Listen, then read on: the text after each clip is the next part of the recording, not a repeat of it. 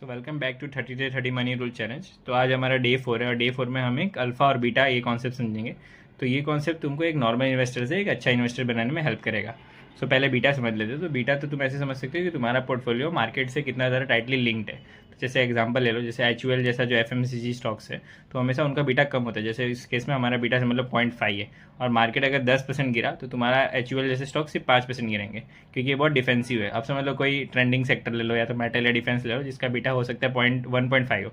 तो उस केस में अगर मार्केट 10% चढ़ता तो तुम्हारा पोर्टफोलियो 15% चढ़ता, और सेम रिवर्स भी, अगर मार्केट 10% गिरता तो तुम्हारा पोर्टफोलियो 15% गिरता। तो अब अल्फा समझ लेते हैं। तो ये वो एक्स्ट्रा रिटर्न होता है जो तुमको मार्केट के ऊपर मिलता है। जैसे समझ लो मार्केट अगर 8% चढ़ा तो तुम्हारा पोर्टफोलियो अगर 15% चढ़ा तो उसमें तुम्हारा अल्फा हो गया 7%। तो अल्फा पॉजिटिव हो सकता है, नेगेटिव हो सकता है। मतलब अगर मार्केट से कम परफॉर्म किया तो तुम्हारा नेगेटिव अल्फा होगा, और रिवर्स हुआ तो पॉजिटिव अल्फा होगा।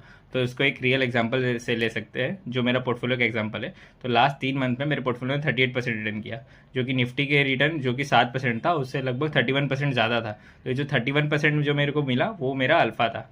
बाकी सिंपल अगर तुमको बोलना हो तो सिंपल ऐसे समझो, बीटा मतलब कितना रिस्क ले रहे हो, और अल्फा मतलब उस रिस्क पे तुम कितना एक्स्ट्रा कमा रहे हो। तो हमारा गोल हमेशा होना चाहिए हाई अल्फा करना। तो ये था डे 4। कल का रूल मिस मत करना, और मुझे अभी सब्सक्राइब कर लो और इस वीडियो को लाइक करो।